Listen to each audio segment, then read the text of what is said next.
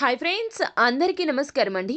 ఈ దీపావళి పండుగ పరమ పవిత్రమైన రోజు. అమావాస్యతో కూడుకొని వస్తున్న ఈ దీపావళి రోజున మనం ఎన్నో రకాల పూజలు గావిస్తూ ఉంటామో, ఎన్నో రకాల పరిహారాలు చేస్తూ ఉంటామో, లక్ష్మీదేవిని ఎంతో భక్తి శ్రద్ధలతో కొలుచుకుంటామో, ఇంట్లో ఐశ్వర్యం సిద్ధించాలని, ఉన్న కష్టాలు అన్నీ తొలగిపోవాలని లక్ష్మీదేవికి మొర పెట్టుకుంటూ ఉంటామో.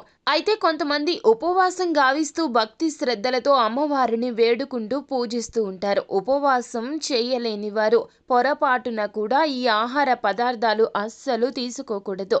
ఇంట్లో ఆడవారు ఈ ఆహార పదార్థాలతో వంటను చెయ్యకూడదు. ఇదే శాస్త్రము, మన పూర్వీకుల నుంచి పాటిస్తున్న ఆచారము. ఇలా పొరపాటున చేసిన కూడాను ఎన్నో రకాల దోషాలు వస్తాయి.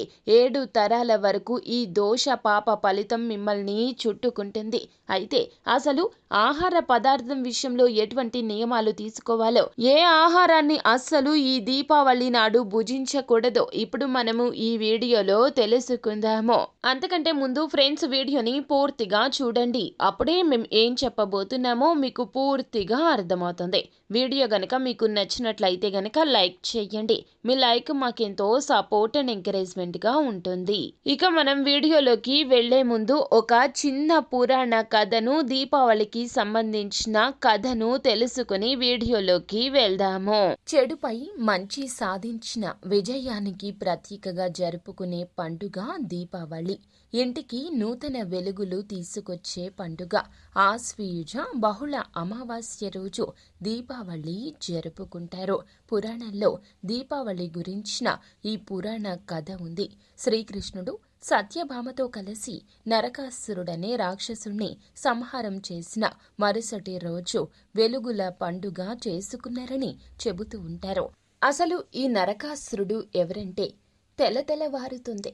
గంగా నదీ తీరం ఎంతో ఆహ్లాదంగా ఉంది. దూరంగా ఉన్న మిథిలా నగరంలో సందడి మొదలైంది. నది ఒడ్డున ఉన్న యజ్ఞవాటిక వేదనాదంతో ప్రతిధ్వనిస్తోంది. ఓ పంట పొలాన్ని తన బంగారు నాగలితో దున్నడానికి సిద్ధమవుతున్నాడు జనక మహారాజు. మంత్ర శబ్దాలు మిన్నంటుతూ ఉండగా నాగలిని నేలకు తాటించి ముందుకు నడిపాడు జనకుడు. అలా కొద్ది దూరం సాగగానే కంగుమంటూ శబ్దం. చూస్తే బంగారంతో తాపడం చేసిన ఒక పేటిక. తెరిచి చూస్తే ఒక ముద్దు లొలికే బిడ్డ.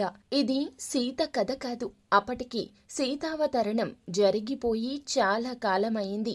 రావణ వధ కూడా పూర్తయింది. ఇప్పుడు కనిపించిన ఆ పసివాడి పేరు నరకుడు. సీత దొరికిన చోటే భూమిలో ఈ బాలుడు కూడా ఉద్భవించాడు. అప్పుడు జరిగిందో విచిత్రం. దిక్కులు మార్మోగే శబ్దంతో భూదేవి అక్కడ ప్రత్యక్షమయ్యింది. ఆమె అక్కడందరికీ ఆ బాలుడి గురించి చెప్పడం ప్రారంభించింది. హిరణ్యాక్షుడు భూదేవిని అపహరించి సముద్ర గర్భంలో దాచాడు. అప్పుడు శ్రీహరి వరాహ రూపాన్ని ధరించి రాక్షసుణ్ణి సంహరించి భూదేవిని యథాస్థానంలో ఉంచాడు. ఈ సమయంలో భూదేవి విష్ణువు కారణంగా గర్భం దాల్చింది. ఎంతకాలానికి ప్రసవం జరగకపోవడంతో భూదేవి బాధపడసాగింది. అప్పుడు విష్ణుమూర్తి ఆమెను ఓదారుస్తూ, నీ గర్భాన పుట్టబోయేవాడు మహాబలవంతుడు, పరాక్రమశాలి, తన బలంతో లోకాలను జయిస్తాడు. ఈ విషయం తెలిసి బ్రహ్మాది దేవతలు ప్రసవం జరగకుండా బాధ పెడుతున్నారు. త్రేతాయుగంలో నేను రావణ వధ కోసం రాముడి పేరుతో అవతరిస్తాను. రావణ వధ తర్వాత నీకు ప్రసవం జరుగుతుందని చెప్పాడు. ఆ ప్రకారమే ఈ బిడ్డ జననం జరిగింది. ఈ పిల్లాన్ని 16 ఏళ్ల వరకు పెంచమని జనక మహారాజును కోరింది. అలా జనకాశ్రయానికి చేరిన నరకుడు రాజోచిత విద్యలన్నింటిలో ఆరితేరాడు. సరిగ్గా 16 ఏళ్ల తరువాత భూదేవి అతన్ని గంగా తీరానికి తీసుకెళ్లింది. అక్కడ మహావిష్ణు సమేతంగా కనిపించి ప్రాగ్జ్యోతిషపురం రాజధానిగా కామరూప రాజ్యాన్ని, శక్తి అనే విశేష ఆయుధాన్ని, ఒక దివ్య రథాన్ని అనుగ్రహించింది. తర్వాత నరకుడు విదర్భ రాజకుమార్తె మాయాదేవిని పెళ్లాడాడు. రాజ్యంలోని ప్రజలను కన్నబిడ్డల్లా చూసుకున్నాడు. తనను పెంచిన జనకుణ్ణి కూడా ఎంతో ఆదరించి గౌరవించాడు. నరకుడు ఆ రాజ్యమును చాలా కాలం కూడా పరిపాలించాడు. ద్వాపర యుగంలో నరకునకు బాణుడను రాక్షసునితో స్నేహం ఏర్పడి ఆ ప్రభావమున లోకానికి హాని కలిగించేవాడయ్యాడు. ఎన్నో దుష్కార్యాలకు పాల్పడ్డాడు. ఒకనాడు వశిష్ఠ మహర్షి ప్రాగ్జ్యోతిషపురంలోని కామాఖ్యదేవి ఆరాధనకు వెళ్లకుండా ఆలయ తలుపులు మూయించాడు. కోపించిన వశిష్ఠుల వారు, నీవు మదగర్వమున సజ్జనులను మితిమీరి అవమానించుతున్నావో నీ జన్మదాత చేతనే మరణించెదవు అని శపించాడు. ఆ శాపమునకు భయపడి నరకుడు బ్రహ్మను గురించి ఘోర తపస్సు చేసి దేవతలు రాక్షసుల నుంచి మరణం లేకుండునట్లు వరమును సంపాదించాడు. బాణాసురుడు ధర్మ ప్రకారం స్త్రీమూర్తులను ఒక తల్లిలాగా భావించడాన్ని ఇష్టపడేవాడు కాదు.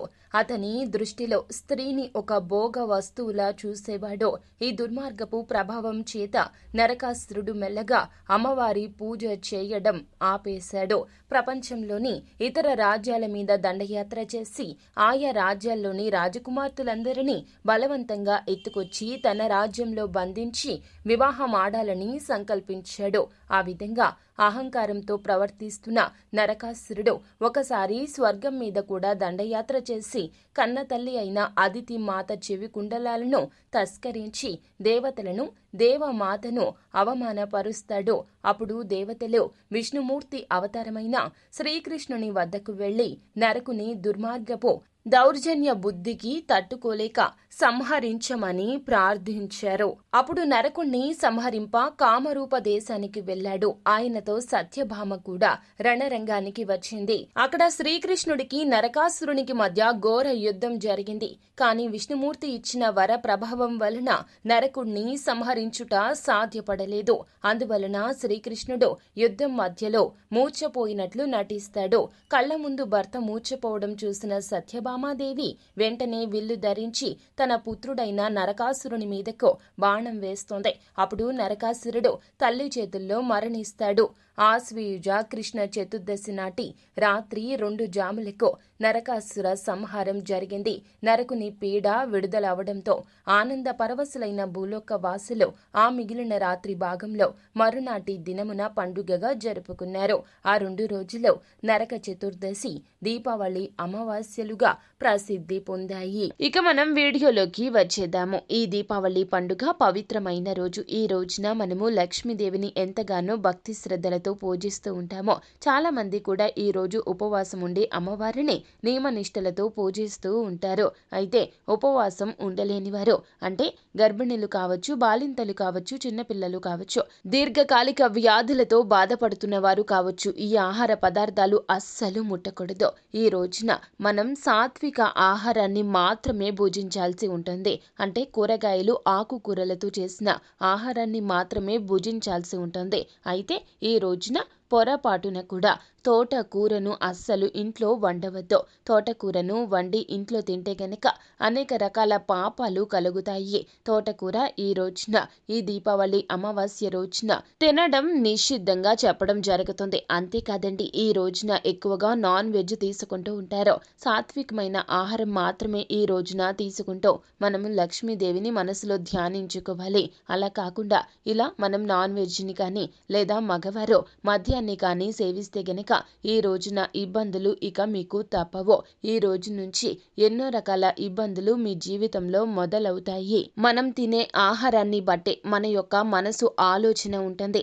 ఇటువంటి పుణ్య తిథుల నాడు మనము ఈ విధంగా నాన్ వెజ్ ని తీసుకున్న, మద్యాన్ని సేవించిన కూడాను ఎన్నో రకాలైనటువంటి ఆలోచనలు వస్తాయి. అవే మనల్ని ఎన్నో రకాల ఇబ్బందులకు గురి చేస్తాయి. అదేవిధంగా లక్ష్మీదేవి ఆగ్రహానికి మనం గురి కాక తప్పదు. కాబట్టి ఈ రోజున తోటకూరను అస్సలు భుజించవద్దు. అదేవిధంగా మద్య మాంసాదికాల జోలికి అసలే పోవద్దు. కొంతమంది ఫలోపవాసం చేస్తూ ఉంటారు. అంటే పండ్లు భుజిస్తూ మీ యొక్క ఉపవాసాన్ని పూర్తి చేస్తూ ఉంటారు. పండ్ల రసాలు తీసుకోవచ్చును, ఇబ్బంది అయితే ఏమీ లేదు. కానీ ఆహారం విషయంలో ఈ నియమాలు ఖచ్చితంగా అనుసరించాల్సిందే.